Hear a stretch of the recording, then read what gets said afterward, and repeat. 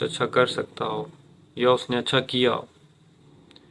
ہم کسی کو کوئی فیور تب دیتے ہیں، کسی کے کام تب آتے ہیں جب اس نے ہمارا کوئی کام کیا ہو، اس نے ہمیں کوئی فیور دیا ہو، یا آنے والے وقت میں ہمارے ساتھ کچھ اچھا کر سکتے ہو۔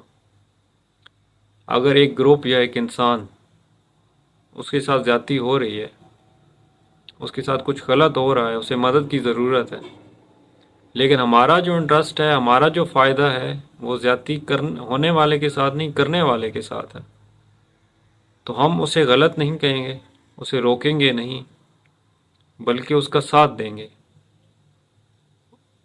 کیونکہ ہمیں پتہ ہے کہ ہمارا فائدہ، ہمارا انٹرسٹ اسی کے ساتھ جڑا ہوا ہے۔ یہ چیز انفرادی اور اجتماعی طور پر برائیوں کو جنم دیتی ہے اور معاشرے بگاڑ کا شکار ہوتے ہیں۔ یہی وجہ ہے کہ ہم اپنے معاشرے کو ایک بری حالت میں دیکھتے ہیں۔